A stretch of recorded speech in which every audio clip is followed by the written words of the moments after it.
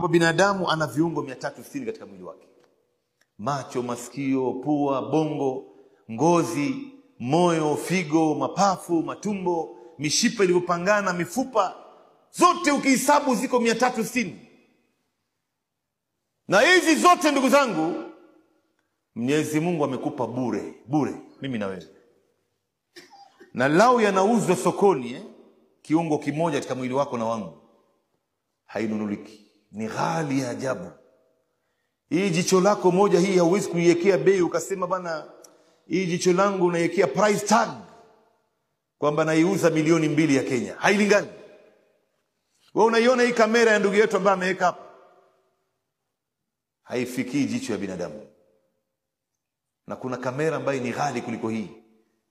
Ile ambayo ni ghali inauzwa zaidi ya milioni 500 ya Kenya. Haifikii jicho moja tu ya kiumbe au ya binadamu.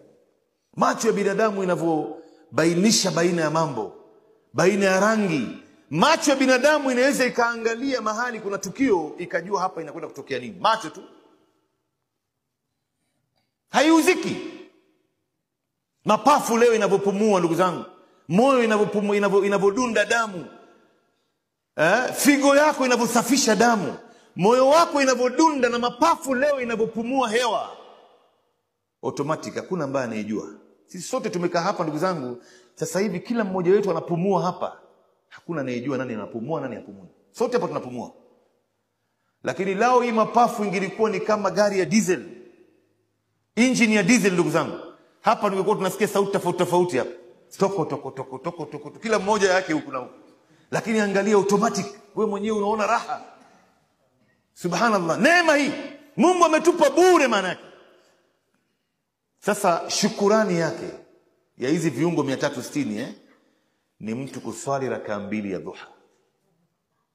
Ukiswali rakaa 2 ya dhuha umetoa shukurani ya viungo 360 katika mwili wako.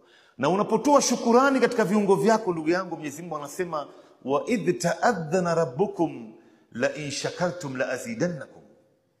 Mkishukuru mimi Mwenyezi Mungu nitawazidishia. Mungu ameshatoa ruhusa. Mkishukuru nitawazidishia, maana yake ni 2. Mkishukuru nitawazidishia, maana yake ya kwanza, Mwenyezi Mungu ataiboresha afya yako. Ataiboresha macho yako, ataiboresha bongo lako, ataiboresha figo lako, moyo wako, mapafu yako, maini yako. Ataiboresha magoti yako, mishipa yako.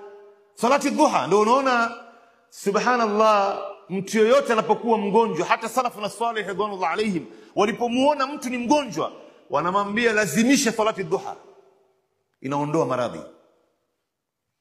Na mkishukuru mtawazidishia, maana yake ukiswali rakaa 2 ya dhuha Mungu atawazidishia, maana yake atakulindia hiyo afya yako haitopotea.